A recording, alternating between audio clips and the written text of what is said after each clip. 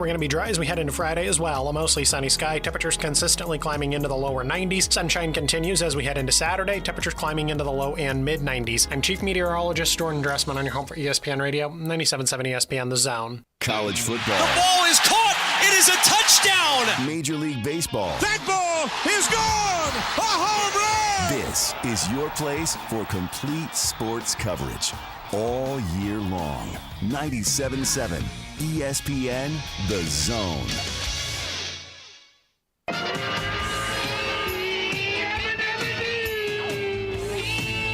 Can you get me a little typeset? I'm funny how? I mean, funny like I'm a clown, I amuse you? You're tired. Well, the lunchtime whistle and the morning's finally done. I'm jumping in my car, I'm gonna have a little fun. The Doghouse Network's on my radio dial. Big Dog's taking care of business for a while. If you're listening to another station I don't understand, 'cause nobody does it like Thom Abraham. Give us a call, Steve. He's a northern-bred, southern-fed, slick-talking guy. Listeners in his posse are the Junkyard Dogs. The SEC from Tennessee to calling them hogs. From Gainesville up to Lexington to the Titan Tiger Land, nobody does it like Thom Abraham. I guess I'm on here. Am I on? Can somebody respond? It must be Wednesday. I called it hump day. I'm not even sure it's hump day, to be honest. Uh-oh. Guess what day it is? I mean, I think Guess it's what day it is? I guess it's hump day. Anybody? Mike. What day is it, Mike? Let's guess what today is. Going hump day. Woo-hoo! All right, I think it's hump day. Feels like it's hump day, Thursday, Friday, Tuesday, all mixed into one. Welcome, everyone, to the Thom Abraham Show. Glad that you are with us. I am actually Thom Abraham, sitting in for Thom Abraham today. It is U.S. Open Eve on hump day here in the Doghouse. Got a busy show for you today, and we're going to bring you our annual U.S. Open Fecta. That's right. We got the U.S. Open Fecta for you. Hang on a second. Let me open my chat window here so that I can see my caller window here so I know when you guys are jumping on board. Yes, we have that for you here, this U.S. Open Fecta. And the U.S. Open, of course, at Pinehurst #2. Low team wins golf at Cherokee Ridge. And if you're not a golfer, we have dinner and a ball game for you out at Toyota Field. So get ready to hit those lines and the text window and get your picks in. And to that end, coming up at the top of the one, we will have Pete Sands, the director of golf out at Cherokee Ridge, join us with his take on our National Open. And before that, we've got some country hardball with you for Josh Carey of the Trash Pandas, who are in Pearl, Mississippi, trying to get a game in. What a crazy story out there. I mean, it's nuts. We'll flesh it out with Josh, but apparently they covered the field like last week. They covered the field, and then they never pulled the tarp off. It basically killed the grass. They killed their own field. It's ridiculous. Anyway, so Josh Carey will be coming up. He'll tell us that story, and we'll talk some baseball with him. There's been a lot of talk at the U.S. Open about the ball, with the USGA and even the driver, and whether or not it's time to have a tour ball that is different from the ball that we play as amateurs. Or is it the driver that is hot? Now, we've always had ball choices, okay? So I don't know what that would look like. But the difference in what a pro can do with this equipment and what the general amateur does with this equipment has never been greater. But even a regular player is doing things that they have never done before. Look, I got a buddy that's 75 years old, and he says that he hits it almost as far now as he did 30 years ago when he was in his 40s. And they've always had rules about the ball and the club, but for some reason, this gear is making some courses obsolete. And now, there was a time when I could golf my ball pretty good. I played college golf. I mean, I was decent at one point in time. And I played the Titleist Balata ball, which was a wound ball. It had a core, a solid core, And then it was round with rubber bands type material, wound very tightly, the wound ball. And then it had a balata cover. And balata is a natural thing. I mean, you would cut it. Remember back in the days, those of you that are older than, I don't know, 45, 50 years old maybe, would remember this. Remember back in the day when if you mishit the ball, you would cut it. And sometimes, in fact, if you hit it really good, it would, you'd put creases in it with the grooves on your club. It's a true story. And you would change the ball out about every 6 or 7 holes just because of the fact that, it would get grooves in the outside of the balata cover. That was the ball that the tour pros used. That was the ball we used in college. Now, they still had 2-piece balls. They had the top flights. We used to call them rock flights. There was always a different ball that you could use that you could hit further, or maybe was, not a softer ball. The Titleist ball didn't go as far as other balls, but it was great control ball. You could use that ball around the greens within 30 yards. You still could spin that ball a little bit and have some control. Now everything is a 2-piece or 3-piece ball. And look, when I started playing golf, we were still hitting persimmon with the insert in there and the screws. That's why they used to say the term was I hit that one right on the screws, because there were actual screws that held the insert in on the face of a persimmon driver. And then in the late 70s, early 80s, we got the Big Bertha, the first driver. And the Big Bertha now looks like a 5-wood, that old Big Bertha. And it was the first metal driver. And I remember winning a long drive contest at 317 yards. That was a long drive then. Now it's nothing. It's ridiculous the way these guys are hitting the ball now. So I don't know what the answer is. I know I bought new woods a few months ago with the trampoline effect on there and a different kind of shaft on there and everything else. And my irons, my Callaway X20 irons are standard length irons. Yeah, now the ones my son bought a couple of months ago, the shafts are all longer than the shafts are in my irons, which are 15 years old. But I don't play anymore. I mean, I played once this year, 9 holes. I'm going to play sometime Friday afternoon late because I got a church event on Sunday. And I don't want to look like a complete idiot out there. Of course, the best thing about the majors right now is that we get all the best players together for this thing, although live players had a hard time getting through qualifying, and they did not do so great.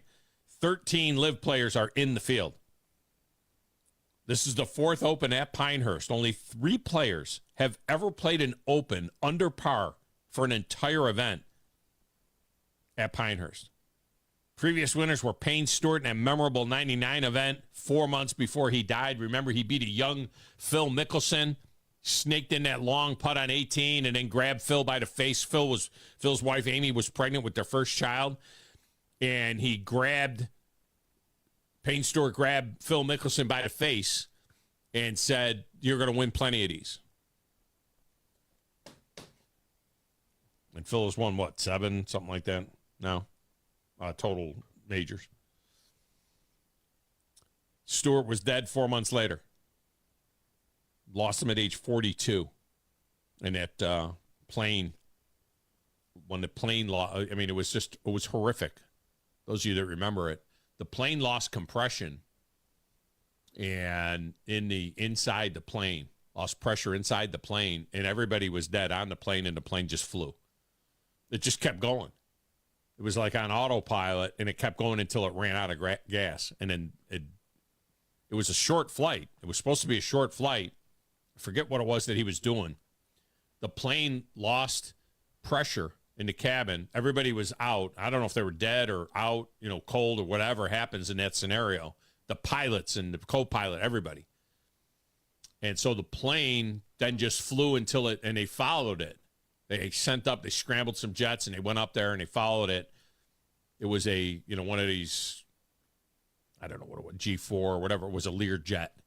And they followed it until it crashed, ran out of gas and crashed. I forget where, somewhere in Nebraska. I don't know. We have to put the crack research team on it. It was somewhere up north. It was the Dakotas or Nebraska, someplace where Payne Stewart's jet landed or crashed after it had lost pressure. In 2005, Michael Campbell won the U.S. Open at Pinehurst. It was his only win on a PGA Tour. His only win on a PGA Tour. And in 2014, Martin Kamer just crushed the field. He just lapped the field. By the way, they scheduled the U.S. Open so far out in advance that there are 4 more U.S. Opens on the calendar right now at Pinehurst, all the way out to 2047. I won't be alive in 2047. I mean, it'd be nice, but I don't think I'll be alive in 2047. So Payne Stewart was supposed to be flying from Orlando to Dallas for a tournament. And it was Stewart and 4 others in the jet. And it just flew for thousands of miles until it ran out of gas because the occupants apparently were unconscious or maybe dead. It crashed in South Dakota. Okay, Mina, South Dakota. Good job by the research team. The plane hit the ground at nearly supersonic speed and at an extreme angle, leaving a crater 42 feet long and 21 feet wide and 8 feet deep. No one on the ground was hurt. Wow.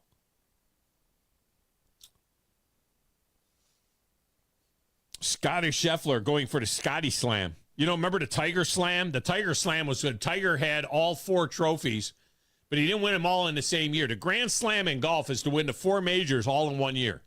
And it's only happened once or twice. You know, it's a very, very rare thing for the Grand Slam. The Tiger Slam was he had all 4 trophies, but he won them. Like, I forget exactly how it worked out. I think he had 2 in 1 year or 3 in 1 year, and then he won the Masters. So he had, they asked him, they said, do you consider yourself the Grand Slam winner? He says, I don't know. I got all 4 trophies at my house. So they called that the Tiger Slam, when you hold all 4, but you didn't win all 4 in the same year. Scotty going for the Scotty Slam. The Scotty Slam will be winning 2 majors and getting arrested at a major in between the 2. That's never happened before. Scotty, of course, won the Masters, got arrested at the PGA on a bogus deal, and is the prohibitive favorite to win the U.S. Open. The only way to get in is on the phone lines at 256-576-4977 or use the exclusive text window, 7329-TA-SHOW. You text the text window. Like Vinny, he's already in the text window, 732-982-7469. That's your text window. Your phone number, 256-576-4977. You get in line behind Natty Danny. It's a great way to communicate with us. When do I got to go back to calling him? When can I go back to calling him Wolverine Dan? Do I got to wait all the way until January until there's a new national champion from the SEC? Do I have to go all the way till then to call him Wolverine Dan again? Or can I start calling him Wolverine Dan at the beginning of the college football season? Or does he get to be Natty Danny all the way through? Or do I wait until Michigan is eliminated from the playoffs, like after they lose their second or third game halfway through the season? Do I then, once they're eliminated from playoff contention, can I not call him Natty Danny anymore? Or do I got to still call him Natty Danny?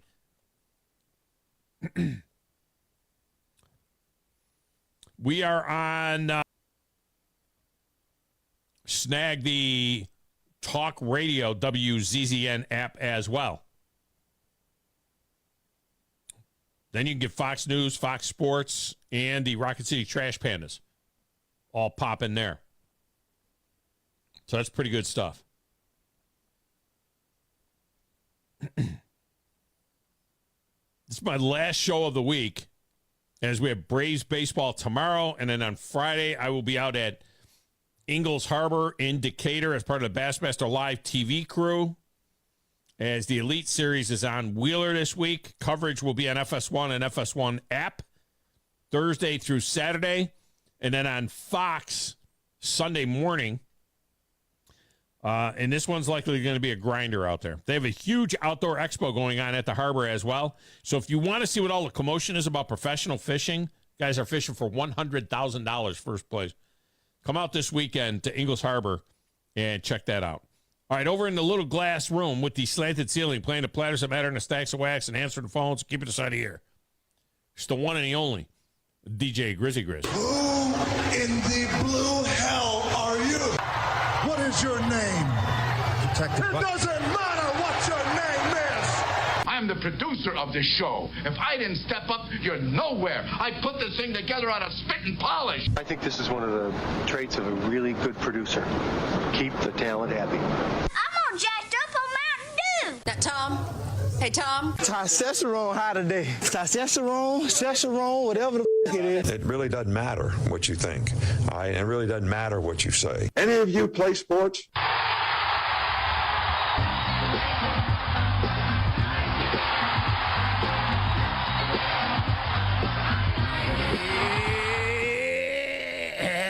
You see the power of suggestion at work there, Grizz? I took a sip of my coffee, and you took a sip of your coffee right after I took a sip of my coffee. That's yeah, interesting. It's kind of like yawning. It's contagious, but it's also kind of like, you know, I might need a little sip. Then you get like another sip. Then you take another sip. You know, I mean, it's just one of those. It's coffee. It's addicting. Remember, didn't you come out one time with me? When I was doing TV for a Bassmaster Live event, and didn't you run the camera? I ran the camera you did from the boat. Right. From the boat. That was one I did. I'm not doing right this one to the on right the of the dock. And then we went out further out where a fisher We went out. was fishing. We got in front of a couple of pros, you know, that were out there fishing, and then you did the camera, and I did live TV there. And so this one over to the right of the little eatery right there down in Goose Pond. Yeah, at Goose Pond Colony. At Goose Pond Colony, and it was that's North Saudi Creek. Yeah, is where we were. We were in North Saudi, and where we shot that. This is different. This one that was just a hit from the water. This one is I'm doing a full hour each day, like from a table or. Well, we'll be at the stage at where the weigh-in is. Oh, okay, yeah. All right, so we'll have like regular headsets on, and That'd be cool. But we have big screens in front of us. So we'll see what's going on the water from that. But it's literally play-by-play. Dave Mercer will be doing a play-by-play basically, and I'm the color commentator. We're basically narrating the fishing that is going on the so we'll get like a two-shot like once or twice during that hour that we're on. But most of it will be the fishing, and we'll be talking over the fishing and describing what they're doing, where they're doing it.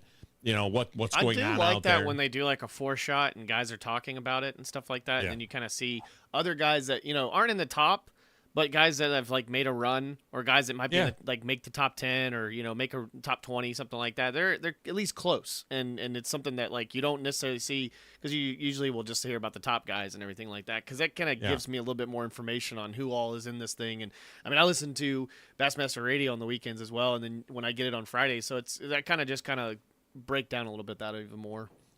So 6 guys will have cameras in their boat, live cameras in their boat on day 1. And then beginning day 2, they put cameras in the top 10 boats. But, you know, day 1, they pick 6 guys. Yeah. And they try to pick guys that they think will be. That are favored. Can I, or will be interesting. Yeah. You know, I don't know about favored, but possibly. Can I say? I think I can tell you who the camera. I don't think it has to be a big surprise. I don't think the guys that are going to have cameras tomorrow. Trey McKinney is 19 years old. He's a phenom, and he is leading the points not only in Rookie of the Year, but he's leading Angler of the Year. It's like being the Cy Young leader and a Rookie of the Year leader, like Luis Gil is for the Yankees. You know, he's in the Cy Young and a Rookie of the Year. So this kid is a phenom. He's 19 years old. So a good-looking kid, great personality, a lot of controversy about him because he's an electronics maven. So he has a camera. Gerald Swindle has a camera tomorrow. That's entertaining. That'd be fun. Right that's there. Just entertainment, yeah. I mean, that's entertainment right there. Gerald Swindle has a camera. Brandon Lester of Fayetteville has a camera tomorrow. Brandon was on Bassmaster Radio last week. Yep. And of course, he lives in Fayetteville, so he's literally lives an hour from the lake, not even an hour from Ingalls Harbor. I'm just going off the top of my head. Steve Kennedy, huge Auburn fan. Huge Auburn fan. He wears a jersey that is like the eye of the eagle. Big time. He always wears an Auburn hat. Steve Kennedy from downstate, down by Auburn. He has a camera in his boat. I can't remember the other guys. I'm just going off the top of my head. But I remember those being on the list of guys that will have a camera. They're mostly... There's usually mostly regional guys that they think could maybe do something good to get things started. So we'll see. Vinny says Natty Danny until the season starts. Then he goes back to being Wolverine Dan. When the season starts, Michigan is the defending national champion. Everyone starts over. Yeah, but I could also see a first loss. Like, first loss would be like they finally, like you would think. But even then that, like, first loss doesn't mean anything. First loss won't eliminate them. Right. Second loss will eliminate them. First loss won't eliminate them from the play. I think, do we have to wait until they're eliminated? From the 2-5-6, the Natty ends when the new season starts. So you're still national champion, right? You are the national champion. Like, all season long, they're the defending national champion. Does he get to be the defending Natty Danny? All right, he's up first. Natty Danny, welcome to the show. How are you? Okay, so this is the deal. We agreed on this, okay? So this is how it plays out. All you people out there that root for other teams, you're below me. I'm the national champion. Just like in boxing, okay?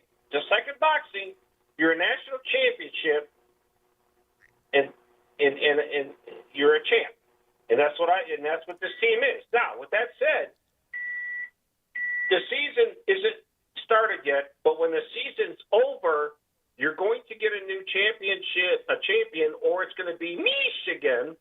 Now, if we don't win the championship this year, we're still the champion until you play the championship game. You can't name a new champion until whoever wins that. Well, what about once you're eliminated? What about like in October when you take your second loss? Do you then become eliminated?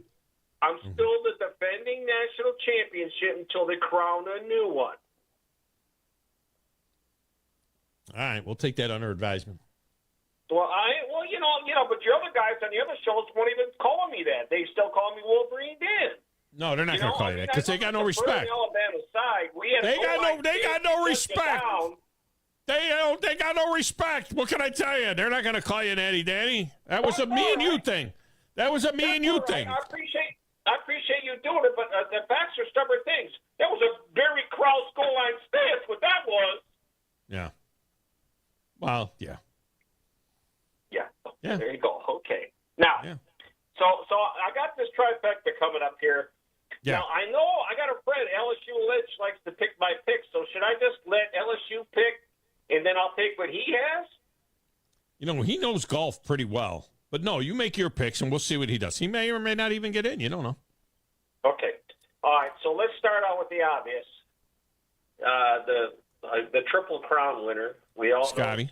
Yeah. And I'm going to go – I might do a little bit different than I did the PGA. I'm going to go Morikawa. Those are the ones I had last victory I won in the PGA. Now, I got a couple of names I'm throwing out here. I could go back to Xavier, whatever his name is. I could go back to Xander Schauffele, yeah. I could go back to him, but you know what? I might want to mix it up a little bit. I'm going to throw this guy in here, and I think I'm going to take him, but it might be a big mistake. I'm going to go with the Swede. Auberg? Yeah. Yeah, I'm going to go with him. We'll see what happens. That's a pretty solid team. That's a pretty solid team. Okay, well, I'll go with Auberg. We'll see what happens. All right. So, and I'm going golfing tomorrow, too, with Tim. Tim and I are going to go play Cherokee. All right, good. We got to set something up. You're avoiding me again this year? You're not going to play? No. No, I just never. I mean, the only reason I'm playing sometime Friday late in the afternoon is because I got the church event on Saturday with my sons, and it's a scramble, and I don't want to embarrass myself more than I'm already embarrassing myself. So I just need to get out there. It's just I don't know why. I don't know why. I need to semi-retire or something. I tell you what, and I might entice it for you to come out. I got some holy water that's got pop with a foam on top. I got some of that holy water. You want some of that? Yeah, that'll work. Okay. All right. It's on me too. I'll bring the beverages. Okay. Appreciate you. It's good stuff. Right, see you later.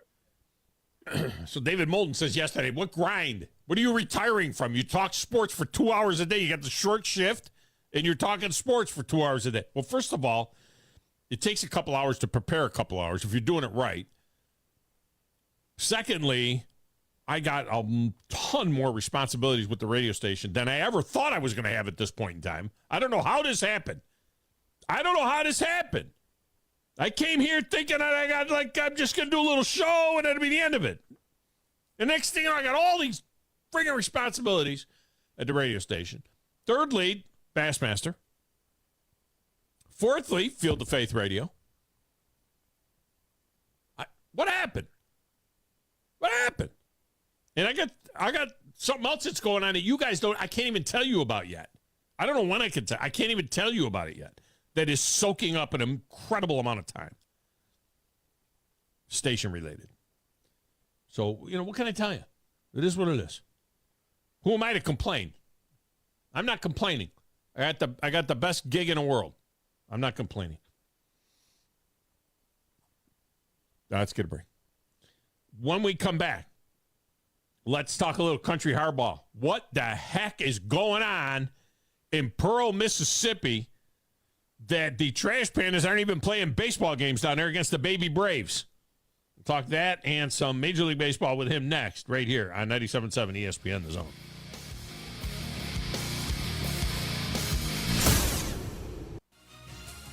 You're listening to the Thom Abraham Show on 97.7 ESPN The Zone.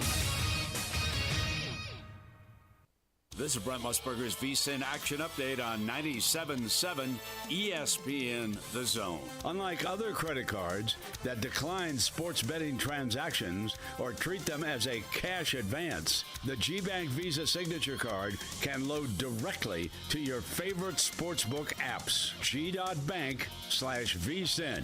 The matchups are set for the College World Series. Last night, number 10 NC State punched their ticket to Omaha with an 8-4 win over Georgia in Game 3. They face Kentucky on Saturday afternoon. On Saturday night, Texas A&M tangles with Florida. North Carolina battles Virginia to kick things off on Friday afternoon. Then Tennessee battles Florida State. The 8 winners of Super Regionals are split into 2 double elimination brackets. Then the 2 winners meet in the College World Series Finals. That's a best-of-3 format. Texas A&M, the betting favorite, plus 225. Tennessee, plus 275. Kentucky, plus 425. North Carolina, plus 600.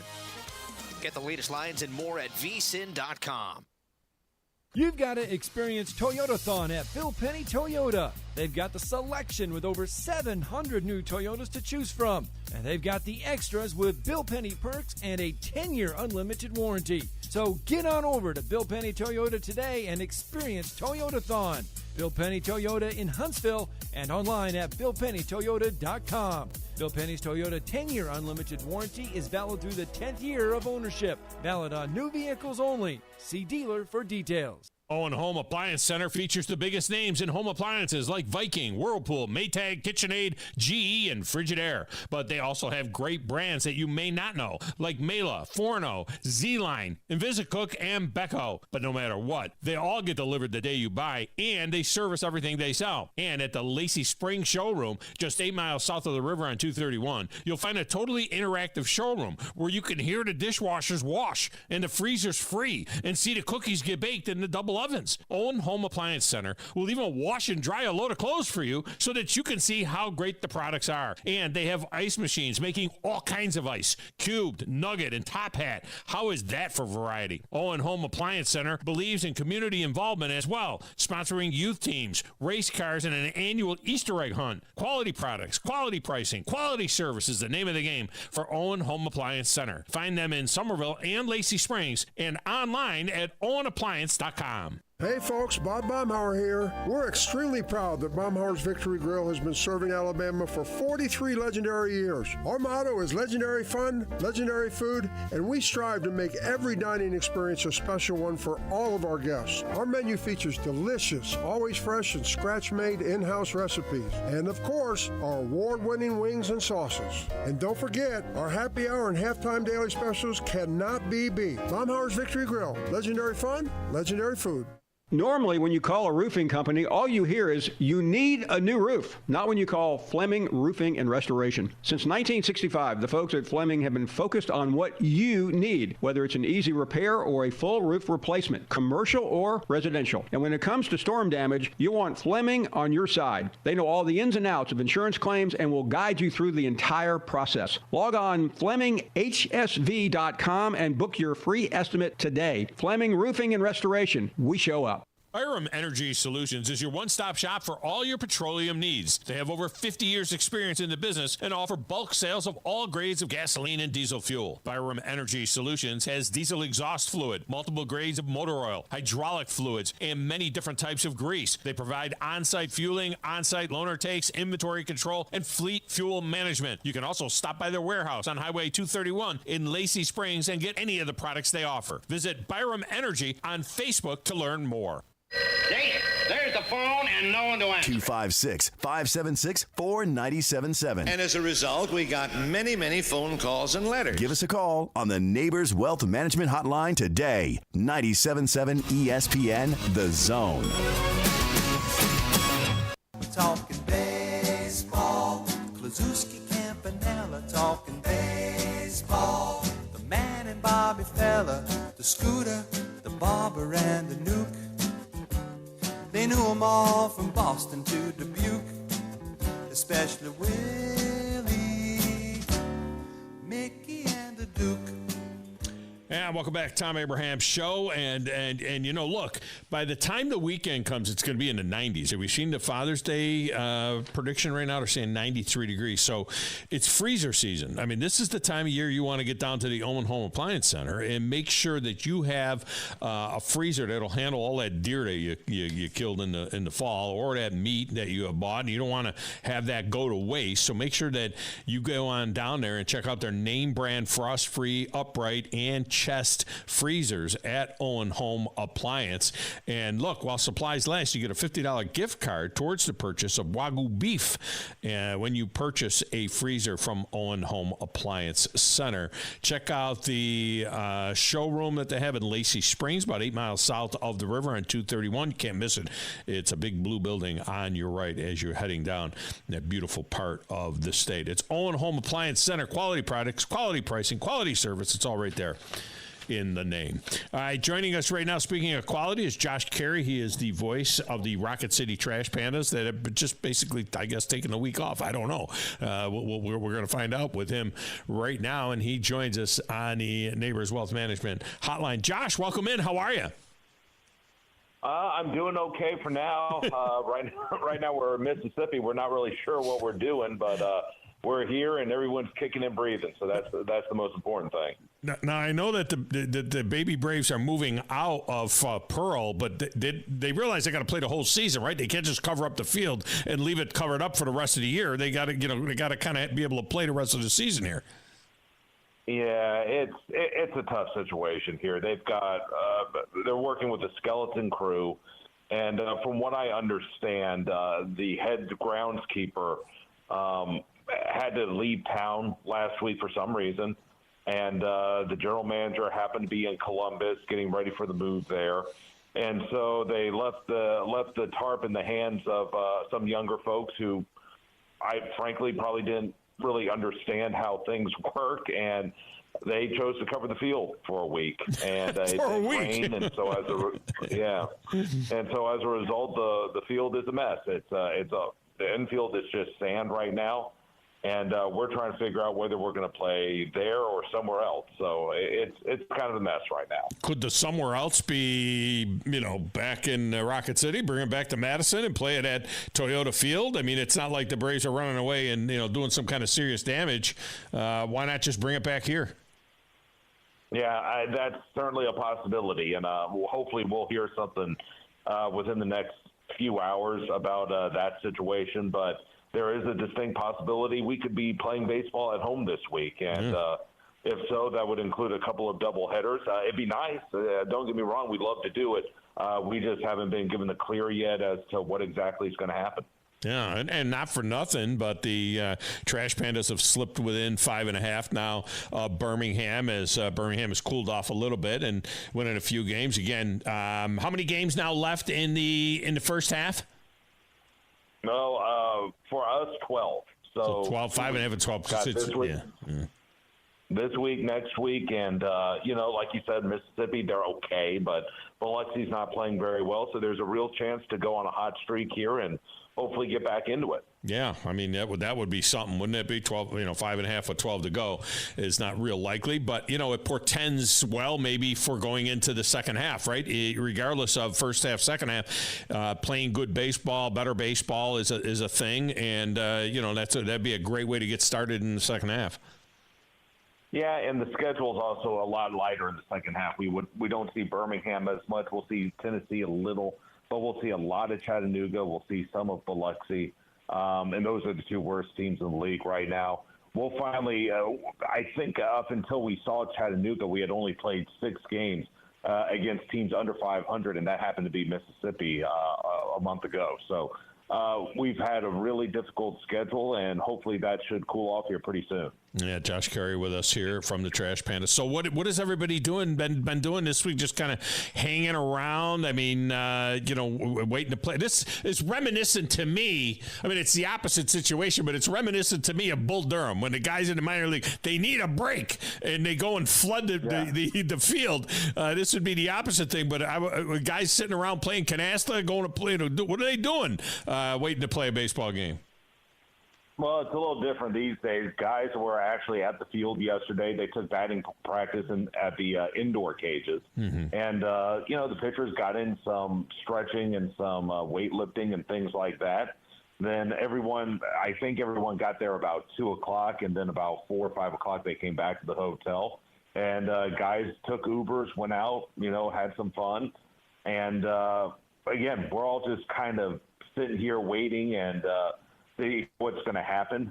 My guess is we'll be postponed tonight, but guys are getting a nice little extended break here, and we'll see where things stand in the next few hours. And Pearl, if I'm thinking clearly on this here, I believe there's a casino right nearby there. I mean, it's not like the guys have a lot of extra income laying around, but I would imagine somebody maybe worked their way over to the casino a little bit. WZZN. Alabama. Your home of the Crimson Tide Sports Network. A good place to go and have a meal, for sure. Josh Carey with us here. All right. WZZN, Union Grove, Huntsville, Alabama. 97.7 ESPN, The Zone. Kevin Biggio in a trade with the Blue Jays, so the rich get richer. They just went to Yankee Stadium, took 2 of 3 from the Yankees, and now they pick up a little Biggio, and they just kind of keep shoring up things there.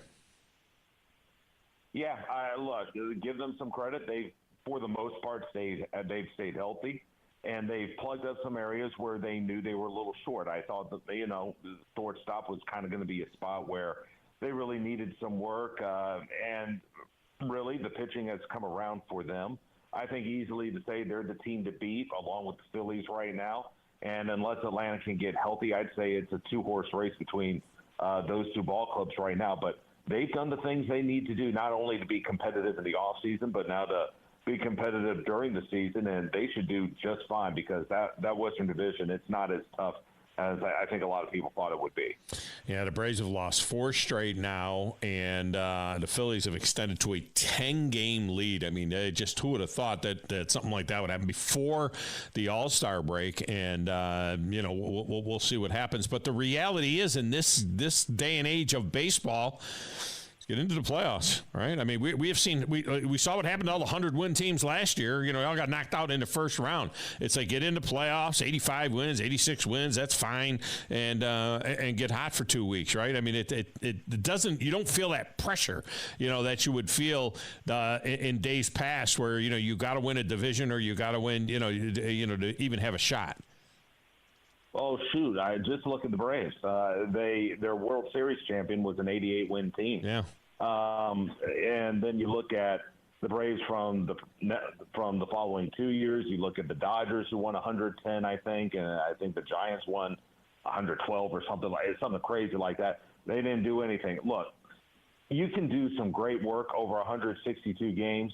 It's all about October. So if that means you got to slump right now and struggle right now, as long as you're playing well come September and carrying that over into October, that's all that really matters. So, when you look at the Braves and you look at a couple of other teams, right now you just need to look in the mirror and figure out what it is you need to get better at. And obviously Alex Anthopoulos and his crew, they're going to be working diligently to try and shore things up. In fact, I wouldn't be surprised if there's another deal or two made between them and the Angels, just because of the connection there. But they are going to have these next few weeks to figure out how they can shore things up and see if they can make another push over the rest of the regular season and into October. It's interesting you say that, Josh Carey with us here. I view baseball differently than everything else. It's almost a football mentality. All that matters is October. All that matters is get to the playoffs. And now in college football with a 12-team playoff. But baseball, it's such a long season and so many games. I know this sounds totally ridiculous. I'm just going to say it, though, okay? Yankees are playing 696 baseball. The Phillies are playing 697 baseball. I mean, this is ridiculous. These teams are winning more than 2 out of 3 games. You give me 6 months of this, 6 months of a regular 162-game season, and my team's going to win 110 of those games, and I can night in and night out, all summer long, I get to enjoy this, and they flame out in the first week of the playoffs in October, the first round of the playoffs in October, whatever. You know what? I'm kind of okay. I don't know if I want to see a team that's 5 games over 500, and I got to go watch that kind of baseball all summer long. And yeah, they get hot for 3 weeks. Yeah, they win a World Series, and I get the parade and everything else. But I tell you what, I don't mind 6 months of really good baseball. This was the way it used to be. You win your league, you win your the pennant or whatever, and then you go to the World Series. It doesn't suck to see good baseball all summer long. I'm just saying. I'm just going to throw that out there. Yeah. Well, no, and you're right, and that's why those Braves teams of the early to mid-'90s are, I feel, very underappreciated. Yeah. Because, okay, I'll grant you they should have won another 2, maybe even 3 World Series, but what they were able to do from April through September was pretty remarkable, and it is fun being able to watch a team win night in and night out. Now, does it stink when they lose in October? Sure it does. And is it disappointing? Sure it is. But you do appreciate the overall body of work and the fact that you're able to keep a team on an even keel and to be so consistent year after year, week after week, over a 6-month stretch. That's really impressive because you don't have a lot of breathing room. You don't have a lot of time off. You don't have a lot of time to take your foot off the pedal. And when you put on that type of consistent work year in and year out, it's really impressive. The Athletic had their annual survey of MLB players. I don't know if you saw the story earlier in the week. And one of the questions did you see that? If all things were equal, everything is equal, taxes, everything else is equal, where do you want to play? And the team that was mentioned the most was the Atlanta Braves. People wanted to be an Atlanta Brave. Either they grew up a fan of the Atlanta Braves, and you can go back to WGN and all of that stuff as part of that, or they just the idea of living in North Georgia or whatever it is. the Braves were mentioned more than any other team as a place that they'd want to play. You'd think it would be one of the teams on a coast or something along those lines, but the Atlanta Braves is where people want to be according to that poll. Yeah, well, I mean, it's a combination of things. Number one is the fact they're very good. Mm-hmm. Obviously, they're winning a lot of games, but you're not overwhelmed, right? One of the reasons why Greg Maddux chose to sign with the Braves as opposed to the Yankees is that he knew he could go to Atlanta, play, pitch, perform, and he wasn't going to have to be hounded by the media constantly. And that's kind of what makes Atlanta so special is you go there. Yeah, it's a big market, and you're still going to get some nice endorsements and things like that, but you're not going to get that insane barrage that you get in New York, L.A., or Chicago. There's a little bit more breathing room there. The weather's great. The taxes in comparison to those other places are very low. And it's the type of spot where you drive an hour up north, and you're away from the city. You're in the country. You're playing on golf courses. You have some room to grow and breathe, and I think that's really important. So when you look at top to bottom, just the livability in the city of Atlanta, it really does wonders, and it also helps that the team is located outside the city. I think that's a big, big credit as well. Yeah, my wife and I are getting ready for our annual trek to the cabin in Blue Ridge, and that's less than an hour from Atlanta, or about an hour from Atlanta. And you would think you were on the moon compared to Atlanta. You know what I mean? And we'd be in the mountains of Blue Ridge and Ellijay and in that area, and it's just absolutely gorgeous. You're right. You can't do that in many other places. Josh Carey with us here. Another thing that was in that poll was, who's the best player in baseball? And of course, it's like, the obvious answer is Shohei Ohtani, and it's interesting because, he's not the best hitter in baseball. He's up there high on the list. Not the number one hitter in baseball. He's not the best pitcher in baseball. He's a unicorn because he can do both. This year, just hitting. But I'm just going to say this. Baseball classic, notwithstanding, I'm just going to say this. Did not play a lot of meaningful games with the Angels for 5 or 6 years, whatever, how long he was there. They never were in the playoffs. Didn't play a lot of meaningful games. Now he's with the Dodgers. I want to see this kid. I want to see how he will perform in the cauldron, in the big heat. I didn't realize, he's played 27 games against the Yankees. 27 games against the Yankees. His average is 200 against the Yankees. He has 19 hits in 27 games against the Yankees, 9 home runs, and only has hit 200. So the one thing that I give pause on when you talk about Shohei Ohtani is I want to see it in a playoff scenario, in those big clutch scenarios, and to see how he performs there. Again, World Baseball Classic aside, I know he was great in that thing. Oh, sure. And I think that's very fair as well. We can talk about how great a player is all we want to, but if he's playing in low-pressure situations night in and night out, playing for a bad team or a mediocre team, that should be a credit as to where their ranking is among the best or the best player of either their generation or of all time. So when we do see him in the playoffs and he's only hitting $180, let's say, then that should be a strike against him. So I do want to see him perform at the highest level possible. What the little bit we did see from the World Baseball Classic, he did look terrific. But I think facing the Yankees certainly is a different animal to that. And of course, playing in October for a championship of World Series, that's going to tell a big tale about just how special of a talent he is. He's already a tremendous talent, but what he can do in October and what he can do to make to bring a championship to an organization, that's going to be the telltale sign for him. All right. Well, we'll see what happens with the rest of the week here for the Trash Pandas, who are supposed to be playing the Mississippi Braves, and this would be an opportunity to get some wins. Now, when you said 12 games left in the first half, you're including these games, right? I mean, so it could come down to we got to get these games in somehow, so it could come down to that.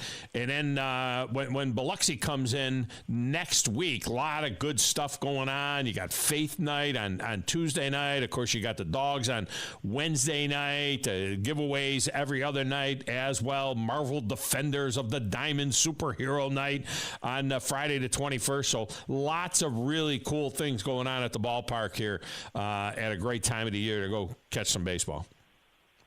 Yep, it's a lot of fun, and we're going to, believe it or not, even though it's the end of the first half, it's only the midway point for our folks. So we're going to have fireworks next Friday and Saturday, kids running the bases on Sunday. Still a lot of fun coming up, not just this week, but throughout the summer. Yeah, good stuff as always. Josh, I appreciate you so much. And I don't know. We'll just see what happens here tonight. We'll get word at some point in time out to our listeners, and then we'll see what's next as a really weird situation going on down in Pearl, Mississippi. Thanks, Josh. Have a good one. All right, thank you. It's just an odd thing, man. I mean, we forgot to take the tarp off and killed the grass in like days. All right, we'll get a break in here. We'll come back with more right after this. It's the Thom Abraham Show, 97.7 ESPN, The Zone. You're listening to the Thom Abraham Show on 97.7 ESPN.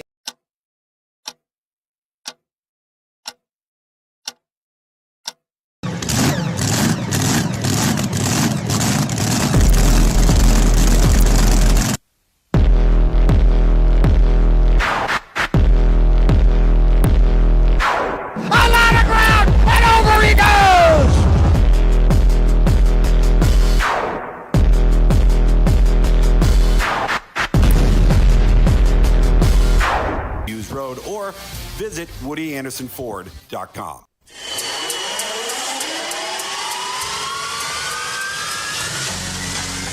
Experience Alabama's Super Speedway on the water as Gunners of Lake Hydrofest returns June 29th and 30th. Catch 2 days of fast-paced action as drivers chase speed records on the South's fastest water. 5 classes of race boats will compete, including H1 Unlimiteds, with speeds pushing up to 200 miles an hour. You won't want to miss this summer's most exciting event on Gunners of Lake. More than just boat racing, the event venue includes kids' water slides, food trucks, custom motorcycles and Jeeps, and interactive displays. Tickets start at just $15 a day for a day pass and $5 for children ages 6 to 12. 5 and under are free, making it the perfect weekend for families. Thursday night, June 27th, head to the City Harbor at 6 p.m. for the ultimate street party, where you can get up close and personal with drivers and race boats and grab team merchandise. The best way to kick off your Hydrofest weekend. Gunners of Lake Hydrofest. Come see it for yourself. More information at GunnersofLakeHydrofest.com.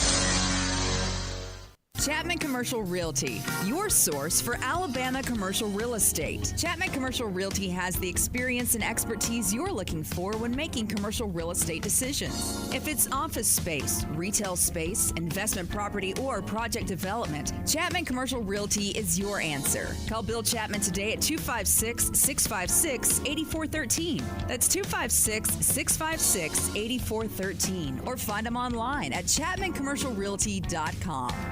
Normally, when you call a roofing company, all you hear is, you need a new roof. Not when you call Fleming Roofing and Restoration. Since 1965, the folks at Fleming have been focused on what you need, whether it's an easy repair or a full roof replacement, commercial or residential. And when it comes to storm damage, you want Fleming on your side. They know all the ins and outs of insurance claims and will guide you through the entire process. Log on FlemingHSV.com and book your free estimate today. Fleming Roofing and Restoration. We show up.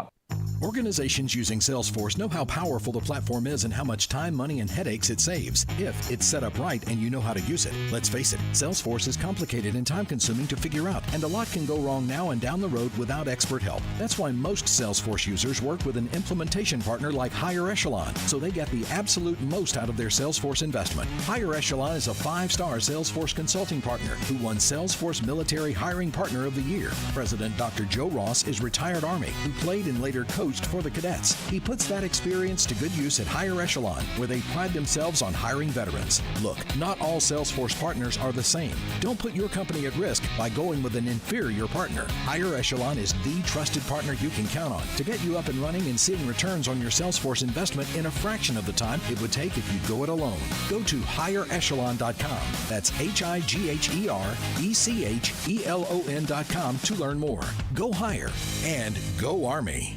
From the Fox 54 Weather Center, I'm Chief Meteorologist Jordan Dressman. Maybe a little more cloud cover this afternoon. Still temperatures climbing into the mid and upper 80s, dropping into the low 60s as we head into the overnight, early into your Thursday morning. Plenty of sunshine Thursday afternoon. Temperatures consistently climbing into the upper 80s and lower 90s. No rain in the forecast. We're going to be dry Wednesday, Thursday. As a matter of fact, we're going to be dry as we head into Friday as well. A mostly sunny sky. Temperatures consistently climbing into the lower 90s. Sunshine continues as we head into Saturday. Temperatures climbing into the low and mid 90s. I'm Chief Meteorologist Jordan Dressman on your home for ESPN Radio, 97.7 ESPN The Zone.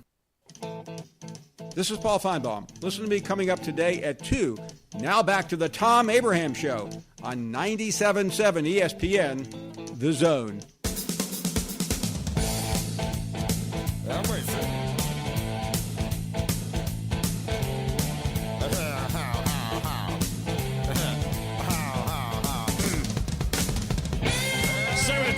Show is brought to you by Woody Anderson Ford's award-winning service department for routine checkups to keep your Ford or other brand in perfect working order. And don't worry, you got a bigger problem. Their expert service technicians will quickly diagnose it and use state-of-the-art tools to get it resolved. They also offer a mobile service where they'll come out to you with the convenient mobile services include things like oil changes or tire rotations or parts replacements like windshield wipers or lights. And if you're only available on a weekend or the evening, it's the Quick Lane service. They're available for you there as well. One-stop shop for brakes and tires and batteries. No matter what the service your Ford needs, Woody Anderson Ford ensures quick, professional, and exceptional service. The only place I've gone for 20 years. Of course, Woody Anderson Ford bringing you the Woody Anderson Ford Rocket City Awards, presented by the Huntsville Sports Commission, coming up on Monday night. And it looks like it's going to be a full house. It looks like it's going to be a full house, and we'll have a good time recapping that for you. Now, Monday, so I'm going to be out of the box the next 2 days. Braves tomorrow. I'm doing TV FS1, and then on Friday I got to do that again for Bassmaster Live. And then on Monday we're going to come to you from the Mars Music Hall, where the setup will be going on for the event. For no other reason that we have a run-through at 10 o'clock in the morning, and I'm not going to have time to get anywhere else. So I'm going to do it from there. Grizz will be part of that run-through, and then he'll run back to the station, and I'll just stay there, and we'll do our thing.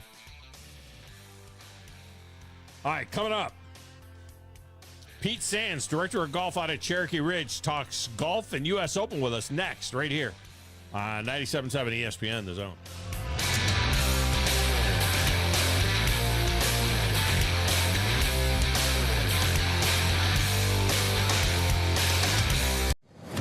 .97.7 ESPN The Zone is the Tennessee Valley's #1 destination for the finest in sports talk all day long.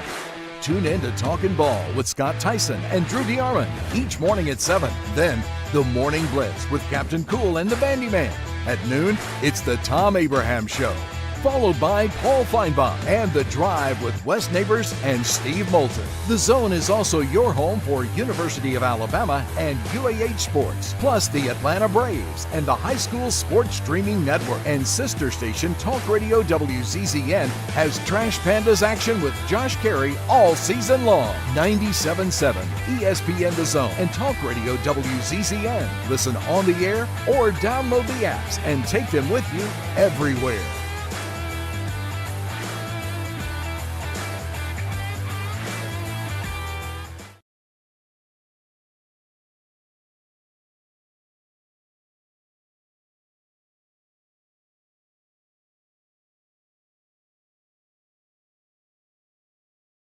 WZZN, Union Grove, Huntsville, Alabama. 97.7 ESPN The Zone is the Tennessee Valley's #1 destination for the finest in sports talk all day long. Tune in to Talkin' Ball with Scott Tyson and Drew DeArmond each morning at 7. Then, the Morning Blitz with Captain Cool and the Bandy Man. At noon, it's the Thom Abraham Show, followed by Paul Feinbaum and The Drive with Wes Neighbors and Steve Moulton. The Zone is also your home for University of Alabama and UAH sports, plus the Atlanta Braves and the High School Sports Streaming Network. And sister station Talk Radio WZZN has Trash Pandas action with Josh Carey all season long. 97.7 ESPN The Zone and Talk Radio WZZN. Listen on the air or download the apps and take them with you everywhere.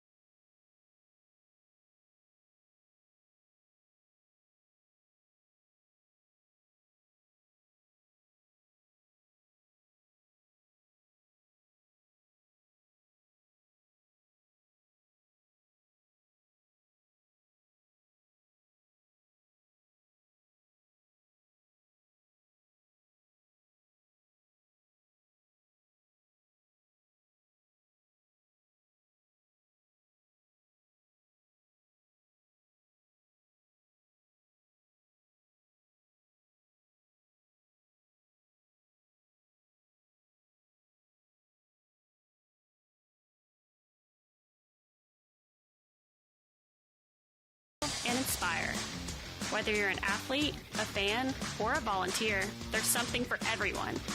Cheer on your favorite teams, witness amazing talent, and be a part of the excitement. Check out our event calendar and get involved at huntsvillesports.com. That's huntsvillesports.com. Be there, Huntsville. As the weather heats up, so do the Braves. And they're showing the National League that there's still a force to be reckoned with. 2-0 pitch. Swung on and rocked down the left field line. Rolling down the line all the way to the wall. 2-1 Atlanta here in the fourth. Tonight, it's another interleague battle from Camden Yards in Baltimore as the Braves take on the Orioles. Braves Radio goes on the air at 5:20 Eastern, 4:20 Central on the Atlanta Braves Radio Network. Sports Talk 24/7 365. Your full-time sports station. You're doing a great job. Keep up the good work. Is 97.7 ESPN The Zone. Doesn't anyone do any work around this joint anymore? The opinions of Thom Abraham are not necessarily the opinions of the radio station or anybody associated with the radio station or ownership. These are strictly his own opinions, and sometimes they're not even his opinions. You need to be more like a dog. Like what you guys are doing. You've got your fingertip on the pulse of your listeners. You guys know what they're talking about. Be a dog. God bless the show. You are the Messiah. We need more dogs. This is the best show on radio. The big dog, Thom Abraham, is here with you. Hey, I see you. Hey, I see you, dog. So settle in and get your bark on. That's my dog. Now live, here he is, the big dog. Let's go, baby! Thom Abraham. How you doing? How you doing? How you doing? How you doing? How you doing? How you doing? How you doing? Look, I don't speak Spanish. I don't know how to say this, so I'm going to choose my words very carefully. I think you're a psycho. Do you know who I am? I mean, that guy sounds like El McPherson farting into Miles Davis' trumpet. I guess I'm on here. Am I on? Can somebody respond? Get off my lawn. I have to drag my Yankee ass out of here.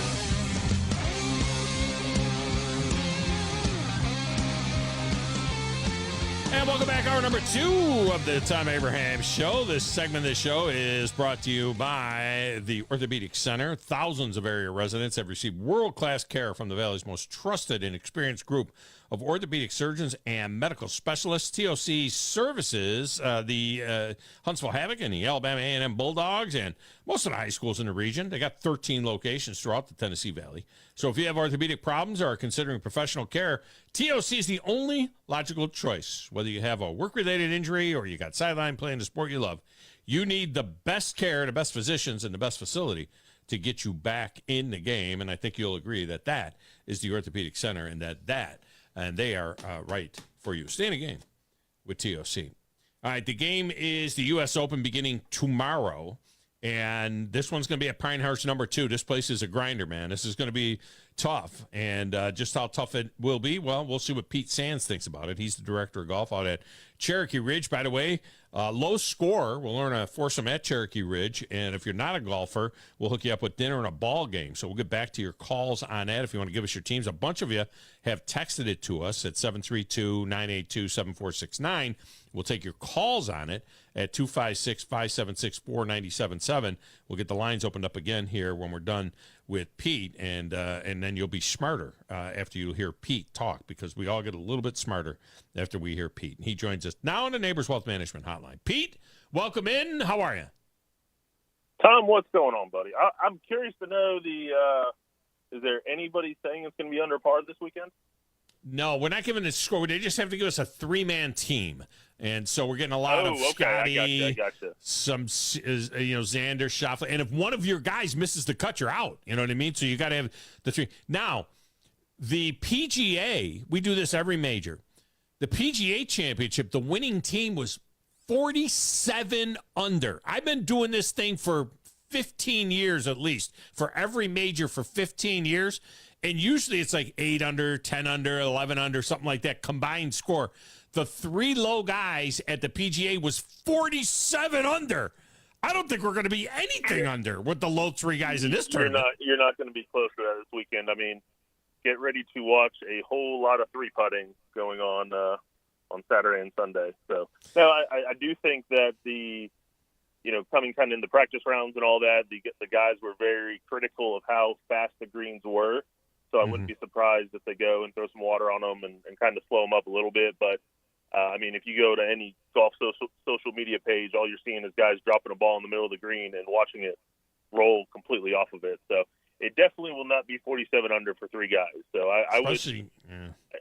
It wouldn't surprise me if it gets under par this weekend, but double digits is going to be, you're moving the golf ball pretty well if you're double digits this weekend.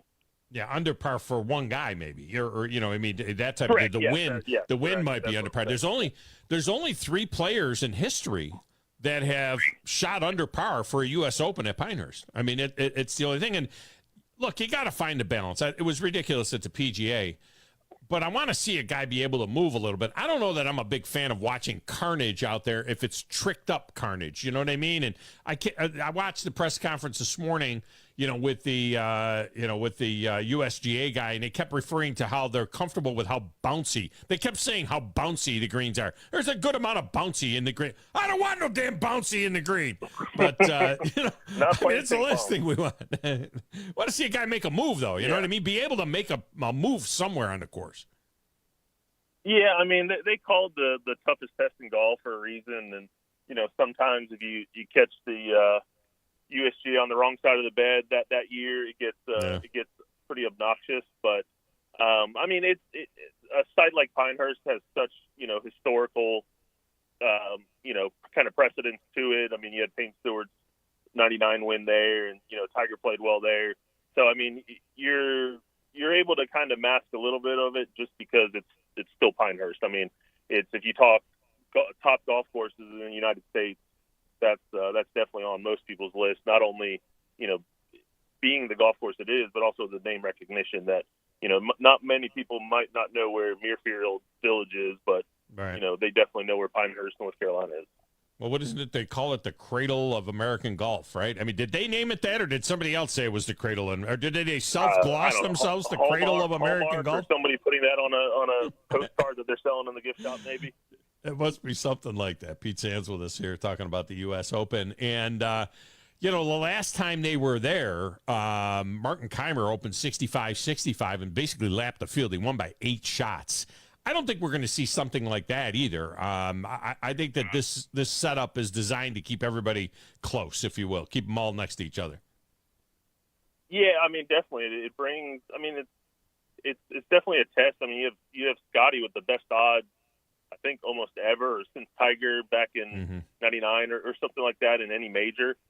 So obviously there's high hopes for him to kind of continue doing what he's doing. But it also, I mean, it brings in just the way that the test is. I mean, it brings in some of those other guys that, can just kind of not make the huge number and kind of a bogey's not going to kill you, but you want to avoid those 7s and 8s. So, I mean, it's going to be interesting because, if it's a golf course where it's go-gettable, I think, I agree with that kind of plus 300 with Scotty, but, it's one bad swing can put a crooked number up real quick.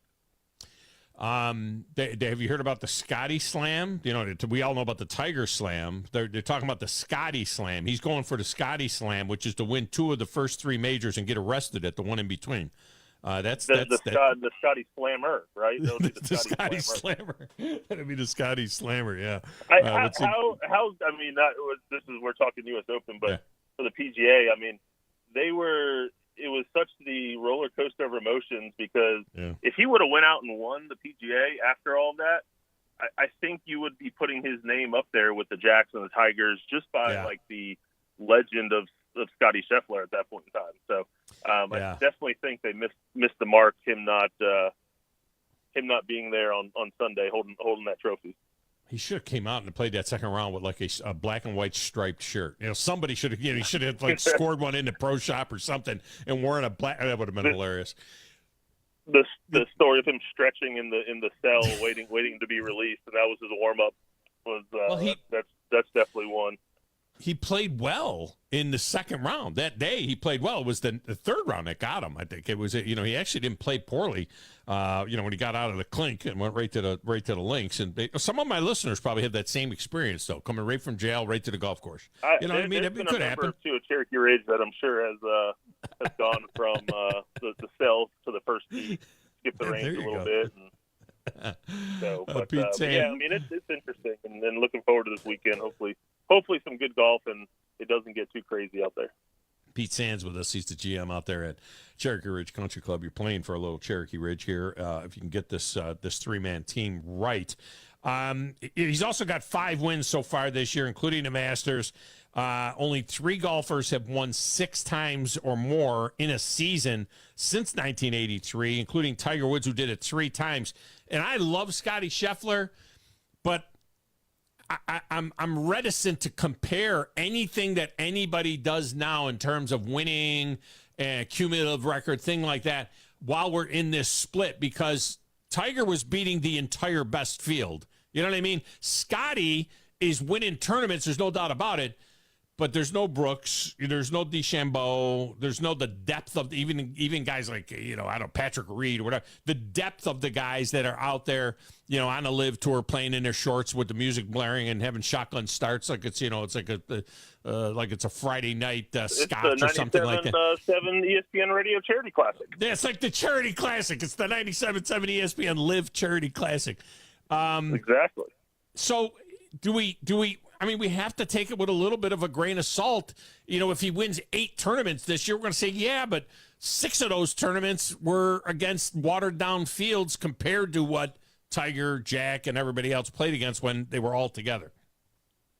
Yeah, I mean, and I think I was watching an interview with Hank Haney this week, and, I mean, he was even talking about the field for this week. It's like, when the qualifications are, you either have to, qualify the hard way or world ranking points, and you guys have, I mean, I don't think Brooks is exempt for winning U.S. Open for a while, right. But I mean, Brooks isn't even in the top 500 of the world rankings, and so if you're using that qualification, Hank Haney was even like the USGA is trying to make it like the weakest field possible. So yeah, I mean, there's definitely something to said about kind of the asterisk until this thing gets solved. But I mean, it's almost like they keep it as a talking point. So there's a talking point year round instead of just fixing the issue. But you can't give them world ranking points for the golf they're playing over there. You can't give them world ranking points for 54 holes. I agree. You can't give them no cut.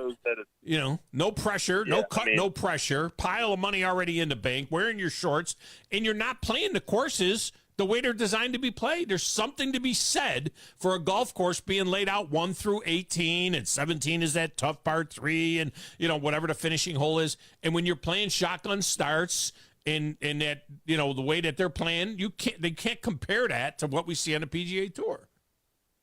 And I don't disagree with that. I mean, there just has to be. I do think that if you could figure out a way to kind of combine the two, and I mean, kind of this all started, obviously with the money, but I mean, there's a lot of behind the scenes stuff of players being able to use their likeness and different things like that the PGA Tour is just not budging on. And so it's one of those that it's like you have to find a happy medium to get these guys to play with each other again, just because, I mean, it is such a black ball to golf right now. It's like the dead ball era in baseball. In the past, there was a period of time that we went through where U.S. Opens we got a lot of ho-hum winners. We used to get winners, Michael Campbell won this thing in 2005 at Pinehurst. Guys that couldn't hit it out of their shadow but could hit it straight. You'd get the Scott Simpsons winning, or some of the other guy, Curtis Strange, even a very nice golfer, but he won back-to-back U.S. Opens because he could hit it straight. And I used to say the same guy, he'd shoot 5 under at the U.S. Open and win the U.S. Open, and then he'd go to the Bob Hope Desert Classic and shoot 7 under. You know what I mean? It was just the same guy. It just happened to be, if you could hit it straight, the way the course was tricked up. Have they made it do you think that it is now a more fair test of golf where, this course is really tough, but you can't trick these courses up too much? No, I mean, I think there is kind of going off of the history of it. I mean, Pinehurst still wants to be Pinehurst, and some like Pebble Beach still wants to be Pebble Beach. And I definitely, they definitely make the golf course hard where it's going to bring a lot of the field in play. And you do have that crazy name that might be climbing the leaderboard a little bit, because they're hitting it straight and they're able to putt the ball that week. So I mean, I definitely don't think they're going to take away from what Pinehurst is and supposed to be. Maybe if that answers your question. I mean, it's they're going to make it a tough test to try to be like, okay, even a guy that's 5 back on going into Sunday, has a chance to, if he strings a birdie or two, the field might go back to them rather than them have to go catch the field. I think that's kind of one of the things that the U.S. Open, a lot of people look at is, okay, is the field going to go back to this person that might be the hot guy in the morning on Sunday? So I'm assuming there's going to be some of that. But, I mean, it's going to be Pinehurst. It's going to be hard. Green's going to be slick. You'll see a lot of 3 putts, probably a 4 putt here or there. Probably a lot of, okay, hey, let's turn it to hole number 6 where a guy just made a 10. So it's kind of one of those weekends that if you're looking for the fireworks, it's probably not going to happen too much, but it is a true test of golf for sure. It'll be interesting to see, some people are wondering, why is Tiger Woods going off with the dew sweepers tomorrow? I mean, Tiger Woods tees off 7:29 Central Time or Eastern Time with Will Zalatoris and Matt Fitzpatrick, and then right behind them is Justin Thomas, Colin Morikawa, and Brooks Koepka at 7:40. And it's like, wait a minute, it's not because they're sending them out with the dew sweepers on Friday. They want those guys going out as late as possible so that they can get that Friday TV audience, right? I mean, that's the deal here. We'll get them in the morning tomorrow, but on Friday, these guys will all be teeing off at 2 o'clock, and they'll have people, playing hooky and going home and watching the golf, and we'll be able to watch Tiger Woods try and make the cut, and we'll watch whether or not Brooks Koepka and Colin Morikawa and Justin Thomas are competing, for the top of the board going into Saturday. I think that's why we're seeing some really glamorous-looking, tee-off times very early Thursday, and then tomorrow we'll have late times like Rory, Xander Schauffele, Scotty Scheffler going out together at 114 East, Bryson DeChambeau, Victor Hovland, and Max Homa, 125 East. So it looks like they've rigged this to have, superstars in the afternoon window on both Thursday and Friday.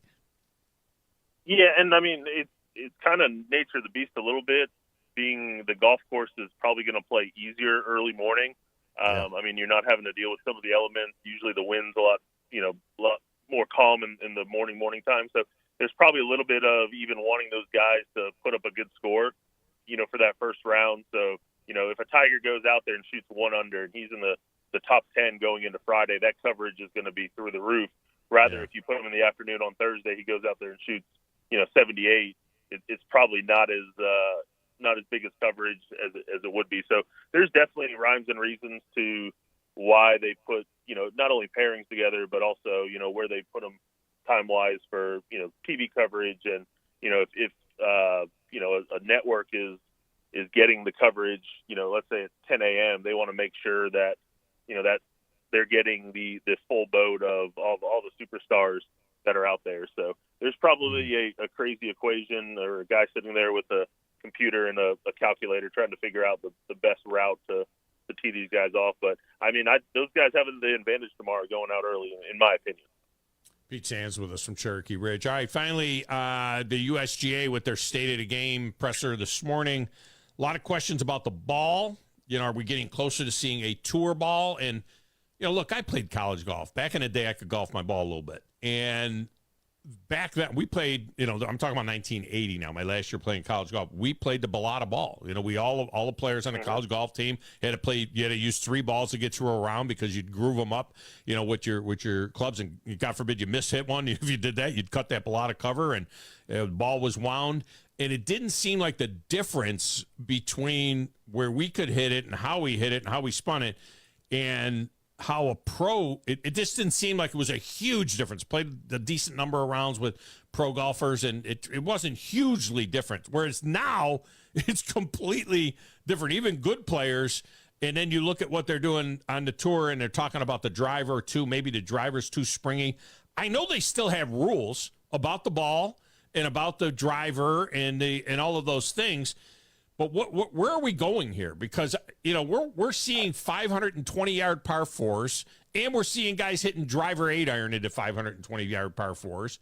It's a game that we're not even familiar with anymore when we look at it. How does this get addressed at some point in time?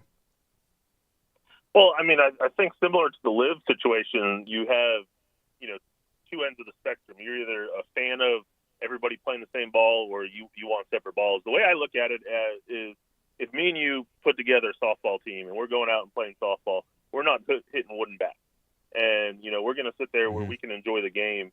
And golf always struggles with, they focus so much on that tour, which is understandably, right? That's bread and butter.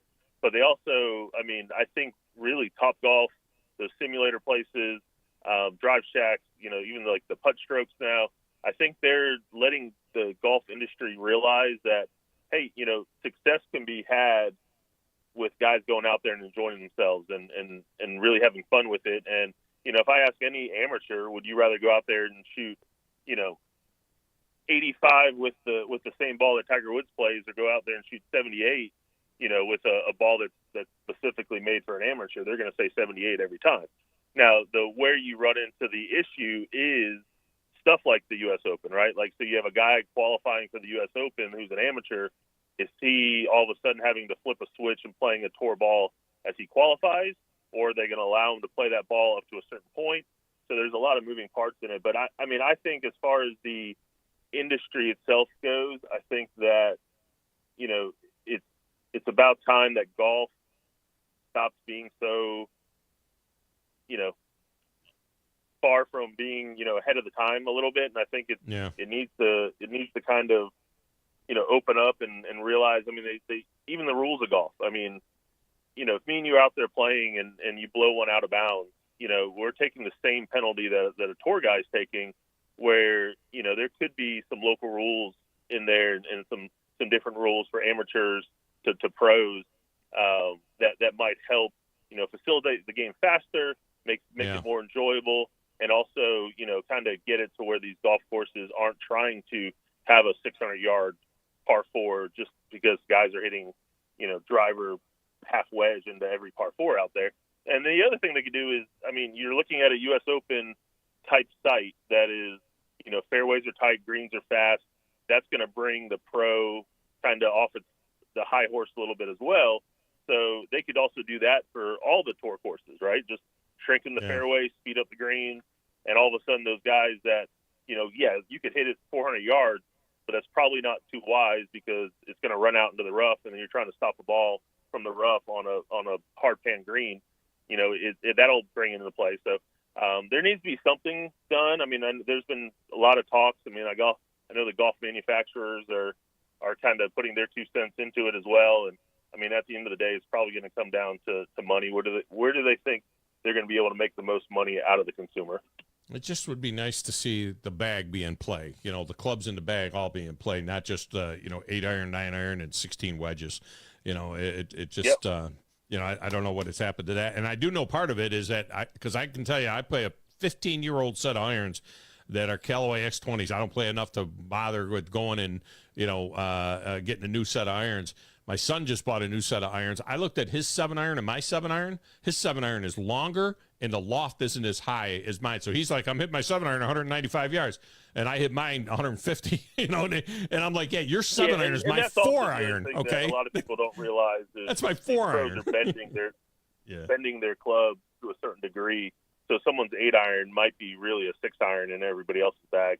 Right. They're bending it to the specs that they want, like what yardages are they going to want to play, the length of the club, different things like that. So there's a lot that goes into it, but I think at the end of the day, it's just like, how do we get people to go out there, enjoy the game? Even like what you said, you're like, hey, if you don't like golf, I will give you a dinner and a ball game that you can go to instead. And that's great. It's awesome that you guys do it. But, I would like to see where the game is that open for everybody that even if you've never picked up a club, you're still going to be able to go out there and enjoy it and be able to, have a good 4 hours of your time out of the day.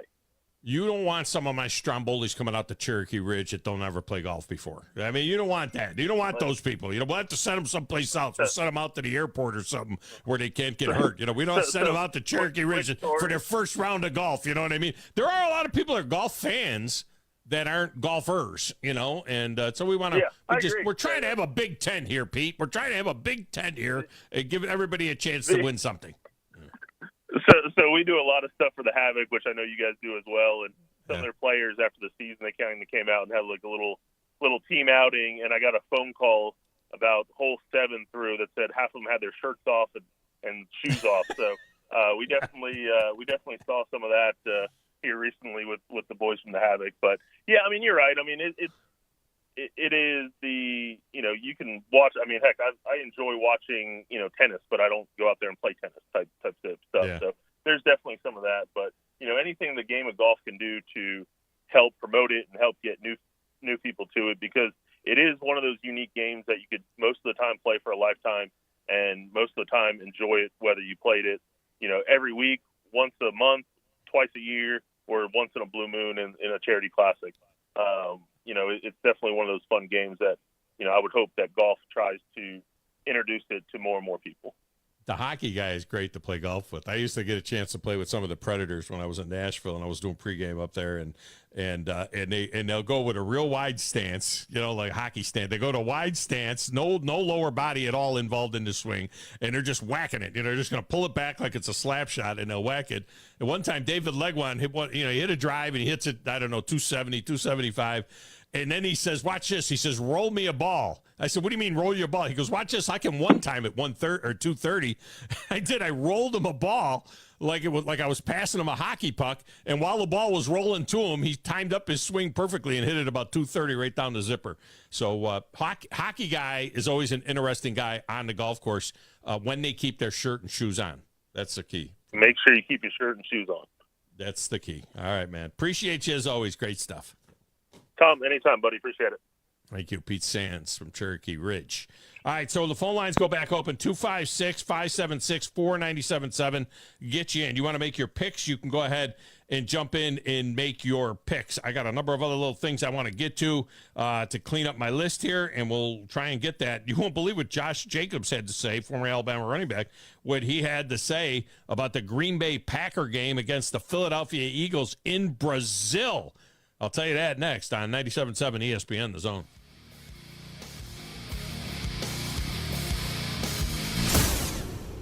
This is Brent Musburger's VSiN Action Update on 97.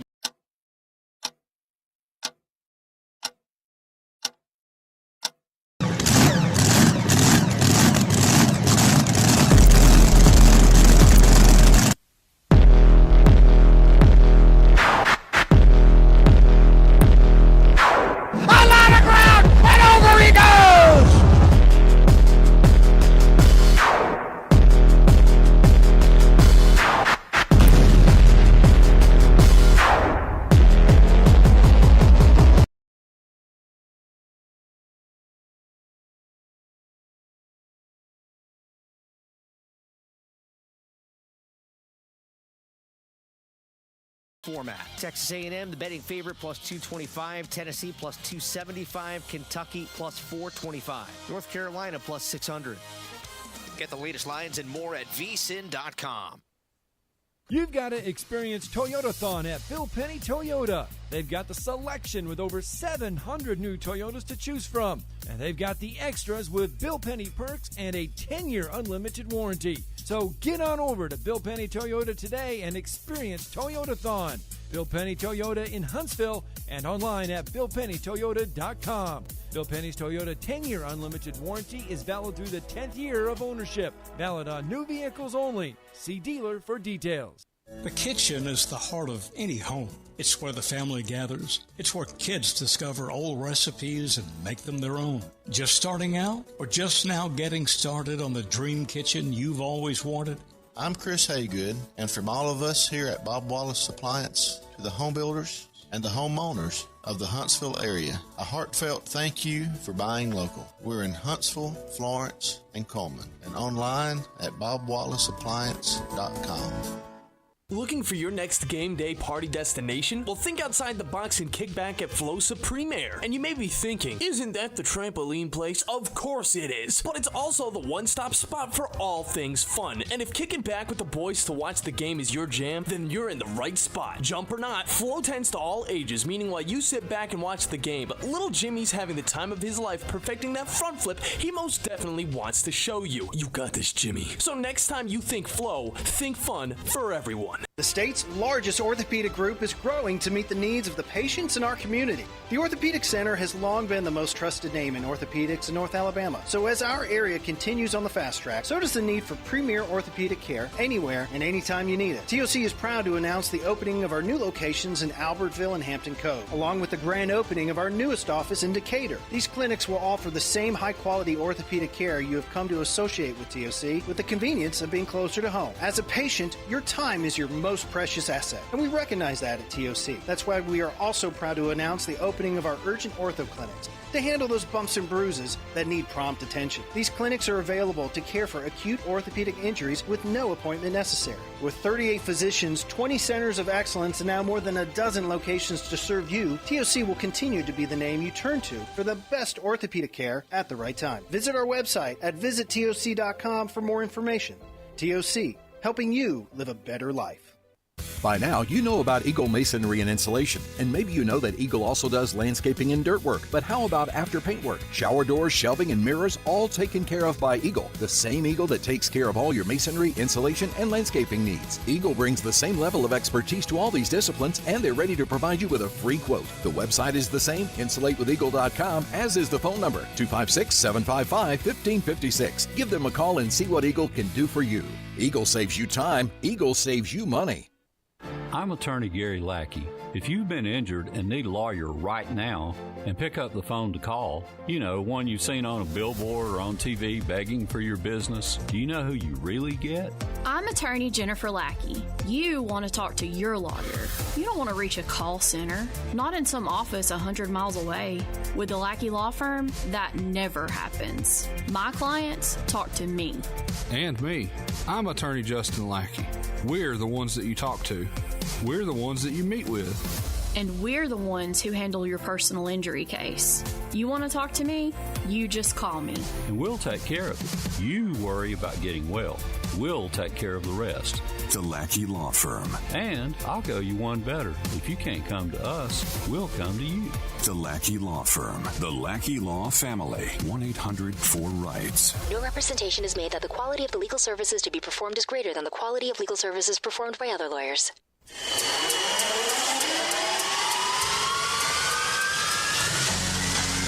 Experience Alabama's super speedway on the water as Gunners of Lake Hydrofest returns June 29th and 30th. Catch 2 days of fast-paced action as drivers chase speed records on the South's fastest water. 5 classes of race boats will compete, including the H1 Unlimiteds, with speeds pushing up to 200 miles an hour. You won't want to miss this summer's most exciting event on Gunners of Lake.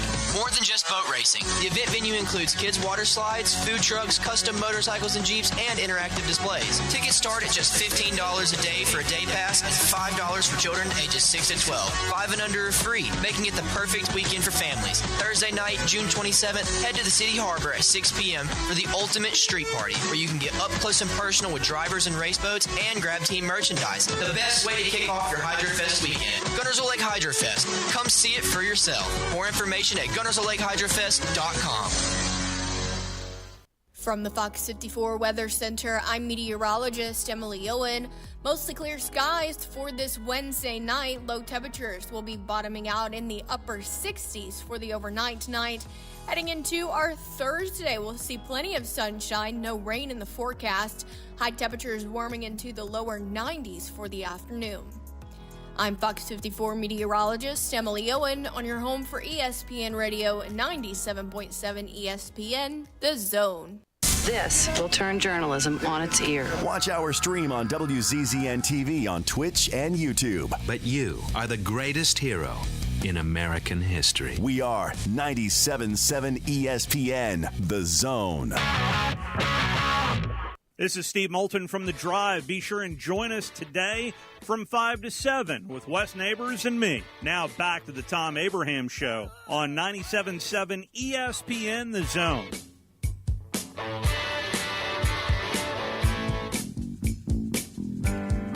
think I lied a little bit. We're not on Twitch anymore. Just YouTube, and find us on X as well. And Twitter. Yeah, I think honestly, or X, video-wise, X or X. I think I said X. You say and Twitter or X. But no, I think we'd benefit a little bit more off of going video-wise. I would say off of Twitch rather than Twitter, in my opinion. I think more people watch on YouTube if they're gonna watch, or Twitch, than they are Twitter, to be honest with you. HydroFest returns to Guntersville Lake June 29th and 30th. 4 classes of boats, the fastest water in the South, racing for 2 days there. Gates will open at 8 a.m. on Saturday and Sunday with the fully restored world record speed holder, Miss US, won on the water for exhibition runs for the first time in 62 years. They're going to have food trucks down there, a kids splash zone, and other entertainment, making HydroFest the best place to be on the last weekend in June. Tickets start at just $15 for a day pass, and ticket and tailgate spaces are available at GuntersvilleLakeHydroFest.com. That's GuntersvilleLakeHydroFest.com. Now, speaking of great values, this just in. All right, we got a little bit of breaking news here for you. Just breaking now as we speak. Yeah. All right, that Trash Panda series against the Mississippi Braves that was to be played in Pearl, Mississippi, they are on the way back, and they're bringing the Braves with them. And here's the deal. For those of you that are Braves fans and Trash Panda fans that may or may not have been a chance to get out to a game, remember, the Baby Braves only came in for one series here, and everybody was like, this is the only time the Mississippi Braves are going to play in Madison at Toyota Field. Well, now they're going to be there for 5 games over the next 4 days. All right, they're playing there Thursday, June 13th. For those of you that are watching on WZZN, you see it up there. Thursday, June 13th, the 14th as well. Put it back up, Chad, if you will. They play a doubleheader also coming up. On the doubleheader will be on Saturday beginning at 4:05, 7-inning games there. And then Sunday, June 16th as well at 12:05. And get this, $10 tickets for the whole building. Tickets are only $10, and the money's going to benefit the Rocket City Trash Pandas Foundation. And parking is free. And they'll have the concessions, they'll have the merchandise, all of that will be out there. But, you know, Grizz, what a great chance to go see the young Braves along with the Trash Pandas for $10, free parking. I mean, this is a great deal. And I know that this isn't a scheduled homestand, and then they're going to play Biloxi. So they're going to finish. They got 12 games left in the season. And 6 in, what is this? They're playing 5 to 11 of them are going to come at home, and they're only 5.5 back. Who knows? You know, if they go on some kind of a streak and Birmingham falters, they might put a little pressure on the Barons as they end the first half. But more than that, what a great chance to go out there and see the Braves and the Trash Pandas playing 5 games in 4 days beginning tomorrow night. I think it's great. Oh, it's awesome. I mean, I don't know how you wouldn't want to enjoy this as a Braves fan. You get one last go-around with some of these, you know, to quote, baby Braves, and being able to see what they've got out there. And as a Braves fan, you know, it's kind of cool to see who might get called up next. You know what I mean? Is it Ian Mejia, or is it Luis Avila? I mean, we don't know who could really get like called up next from this Braves team, because they already called up Herson Waldrop. Yeah, he got beat up a little bit, but they're still kind of keeping him around. Spencer Schwellenbach, all that stuff. So it's I wonder, $10 and free parking. $10 and free parking. That's all we care about. $10 and free parking.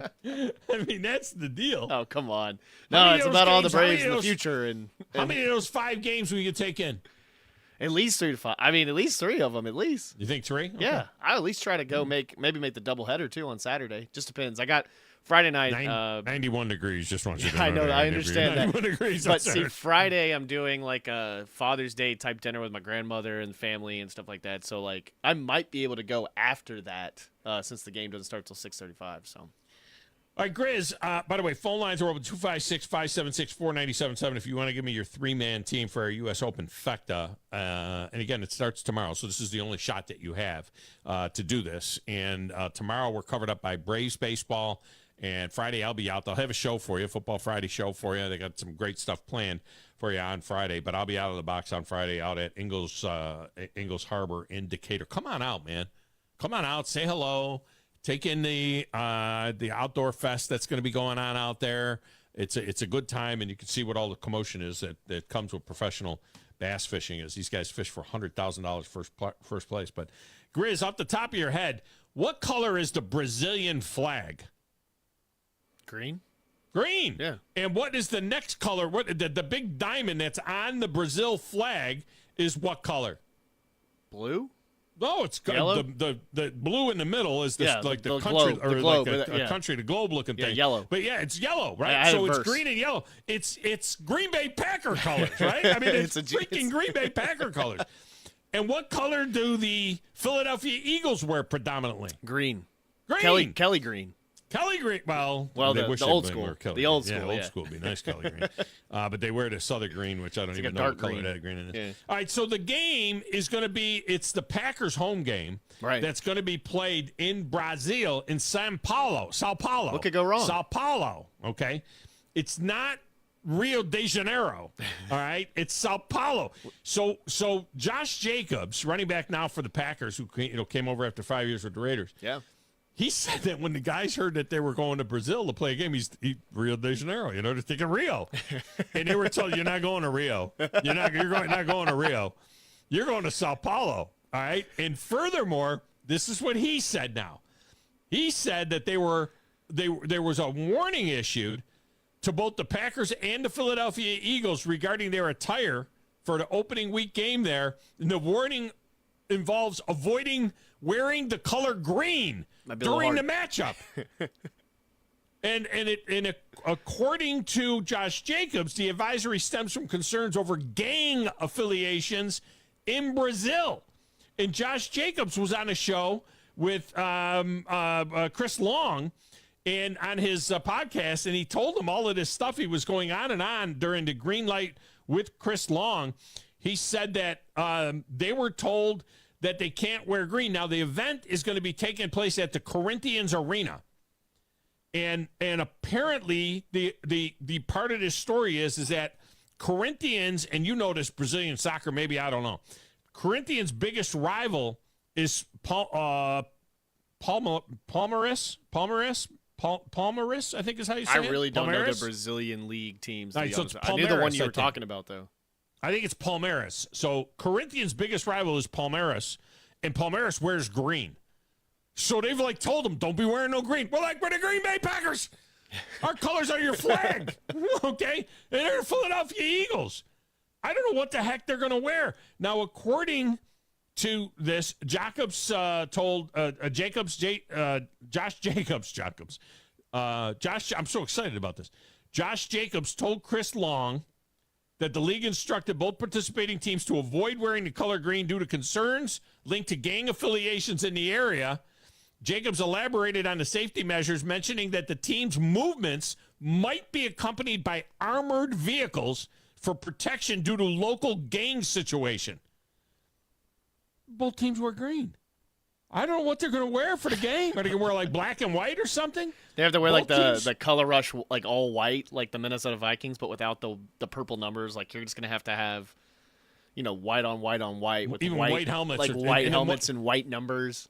The Packers maybe the could do the Eagles will yellow. wear their black. The Packers could do the yellow helmet. They have the yellow helmet.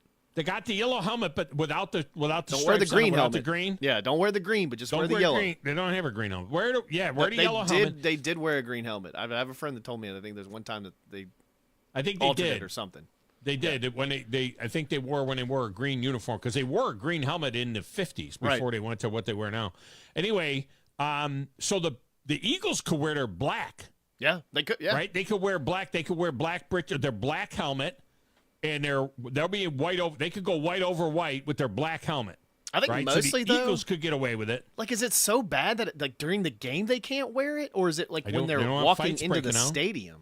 I don't think they're walking the same with their uniforms on. Well, no, I'm talking about because they're going to wear whatever because they're What traveling. are the fans going to wear? Aren't the fans going to be wearing green in None the of the stadium? fans are even going to be fans. They're all going to be Raiders fans, or they're going to be some other fan base. Why or would they're they gonna be Raider fans? They're just going to be to something else. There's not going to be. I don't. It's like Well, it's do you like think the going to Packers England. and the Eagles fans will be there? Well, I think some obviously will, but you're going to stop a tourist from wearing green unless that was in the tourist itinerary before. Hey, don't wear this jersey when you're at the game. You might get stabbed. Yeah. So, I mean, I don't know. I mean, it's just... I don't know either. I mean, I don't know if they're going to tell people not wear green. Are we going to have two... Are we going to have, like I mean, like you said, are we going to wear the black jerseys for the Eagles, or are we going to have two white, jerseys out there, basically, that don't have much green on them? Crazy. All right, let's grab a break. When we come back, Joey Chestnut, 19-time winner of the hot dog eating contest, will not be at the hot dog eating contest this year. Why? We'll explain when we come back on 97.7 ESPN The Zone.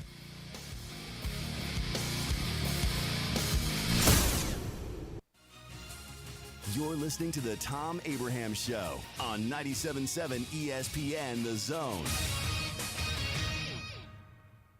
Did you know that Valley Equipment Rental also specializes in day and weekend rentals to homeowners? The weekend rentals is by far the best deal that they offer. If you pick up after 2 on a Friday or anytime Saturday morning, it's not due in until Monday morning before 8 a.m. for a one-day charge. For a small fee, Valley can even haul anything they carry. Valley has extremely experienced and knowledgeable staff that can help you decide what size machine you need or what type of machine you need to get your job done like a pro. They have all the big items that the contractors need for their jobs, but they also carry the small tools that can help you with your DIY project. More importantly, Valley is locally owned and operated, which means when you have an issue, you can get someone on it right away, right here in the Valley. Heck, ask for Ross Roberts, the owner, if you like. Try calling one of the big box national outlets and ask for the owner. That's if you could even get through the automation.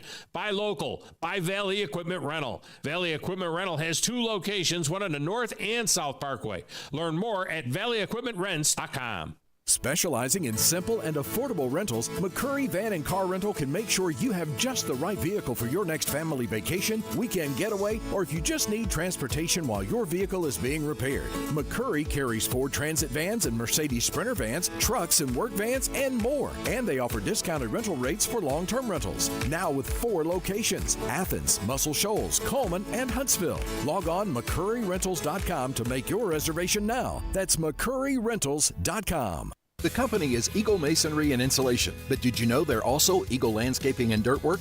Eagle can take care of all your landscaping needs, including irrigation, sod work, and planting, both plants and trees. On the dirt work side, Eagle can grade and build your pads, haul dirt in or out, and even do erosion control. Philip Love and his team can do it all for you. The website is the same, insulatewitheagle.com, as is the phone number, 256-755-1556. Give them a call and see what Eagle can do for you. Eagle saves you time. Eagle saves you money. Have you discovered Good Company Cafe? The place for breakfast, brunch, lunch, and so much more. Enjoy brunch all day and pair with one of our many seasonal refreshing drinks, including alcoholic and non-alcoholic options. Choose inside or outside on our gorgeous, spacious, dog-friendly patio. And have some fun with friends playing yard games in the courtyard. See catering, to-go options, and lots more at goodcompany-cafe.com. Good Company Cafe, 7500 South Memorial Parkway. Are you tired of chasing a roofing contractor to show up on time, or even show up at all? I'm Sam Fleming with Fleming Roofing and Restoration. Our motto at Fleming Roofing is we show up. Our goal at Fleming Roofing is to provide the reliable customer service that you deserve, and we have the resources to meet all of your roofing needs: residential, commercial, industrial, replacement, or repairs. We are manufacturer certified for roof coatings, single-ply membranes, and asphalt shingles. Whenever you need a roofing professional you can count on, call Fleming Roofing and Restoration. We are committed to finding the solution that meets your needs. We don't have quotas or heavy-handed sales tactics. Fleming Roofing, we have expert experience. We show up. Free estimates, residential, commercial, industrial, replacement, or repairs. Check us out at FlemingHSV.com. FlemingHSV.com. When you need a quick response, it's Fleming Roofing and Restoration. We show up. As the weather heats up, so do the Braves. And they're showing the National League that they're still a force to be reckoned with. 2-0 pitch. Swung on and rocked down the left field line. Rolling down the line all the way to the wall. 2-1 Atlanta here in the 4th. Tonight, it's another interleague battle from Camden Yards in Baltimore as the Braves take on the Orioles. Braves Radio goes on the air at 5:20 Eastern, 4:20 Central on the Atlanta Braves Radio Network. From the Fox 54 Weather Center, I'm meteorologist Emily Owen. Mostly clear skies for this Wednesday night. Low temperatures will be bottoming out in the upper 60s for the overnight tonight. Heading into our Thursday, we'll see plenty of sunshine, no rain in the forecast. High temperatures warming into the lower 90s for the afternoon. I'm Fox 54 meteorologist Emily Owen on your home for ESPN Radio 97.7 ESPN, The Zone. From Coleman to Fayetteville and all points in between. Son, pull the hammer back. Smokey's coming at you in a plain white wrapper. 97.7 ESPN, The Zone.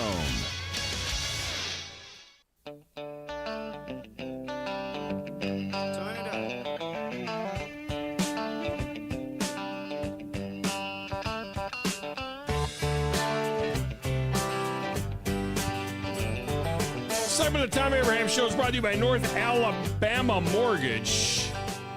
For all your mortgage needs, it is North Alabama Mortgage. Look, if you're thinking about a home improvement, use that super high equity that you have in your home now to get that home improvement done, and then you can refi later. You can also use the equity in your home to eliminate consumer debt forever. And then when the rates come down, you can refi to a lower rate and shorter terms when the rates drop. NorthAlabamaMortgage.com can explain that all to you, how you can get that done. It's North Alabama Mortgage. What they can't explain, and what we can explain, is why Joey Chestnut, who wins the hot dog eating, the Nathan's hot dog eating contest every year, right? That's on the 4th of July. Joey Chestnut has been banned. Now, when I first saw that Joey Chestnut was banned from the hot dog eating contest, I thought, well, see, this is because he's so dominant.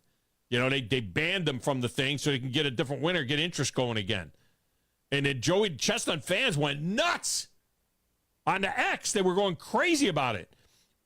But then we learned that, wait a minute, Joey Chestnut, he's doing live reads for Impossible Foods.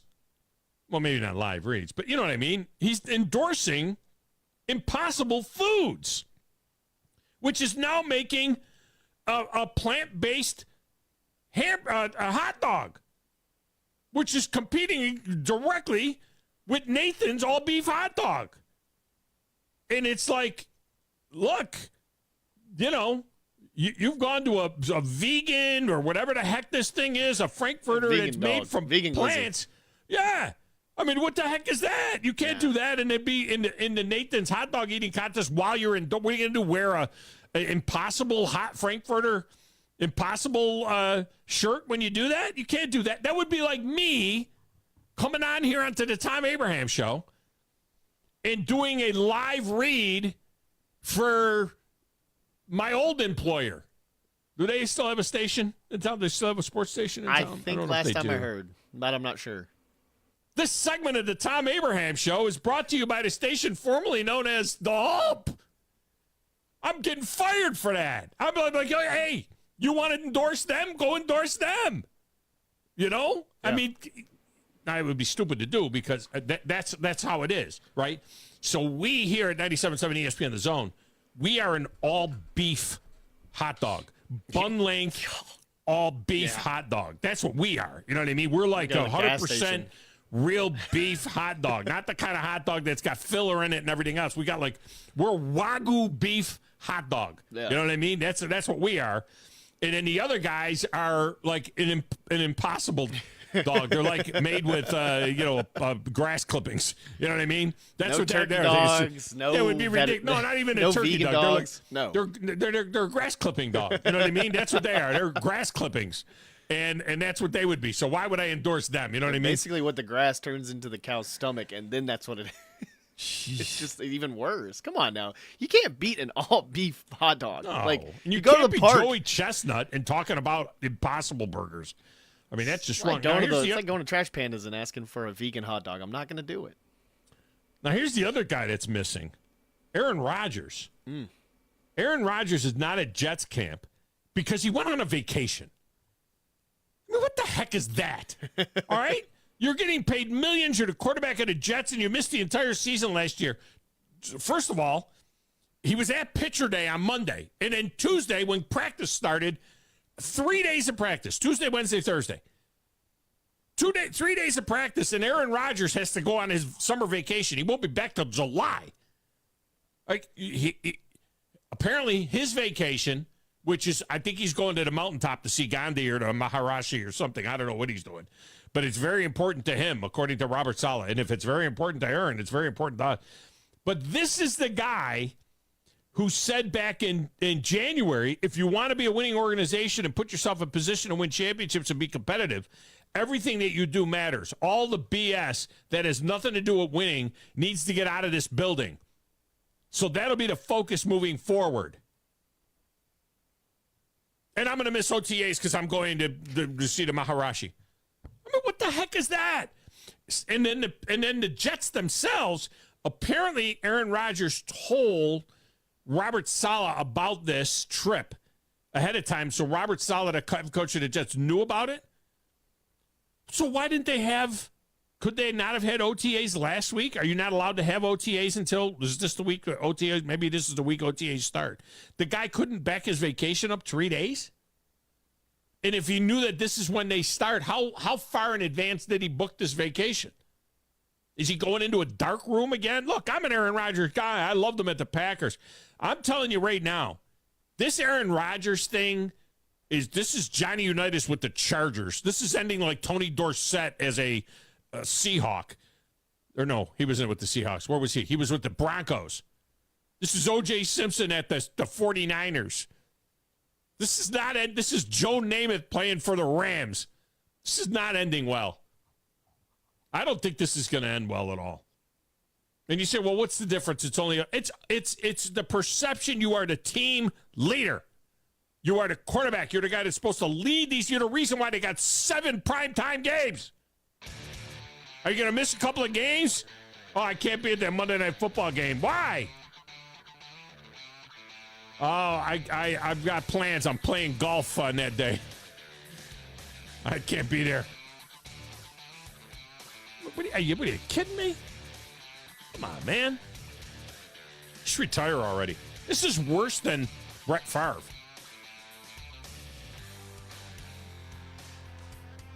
We got to get all that stuff out of the way. Be a championship organization. I'm going on vacation. All right, I am not going on vacation, but I will not be with you the next 2 days. I have other work that I'll be doing. So we'll be back on Monday from the Mars Music Hall. And until then, this is 97.7 ESPN, The Zone.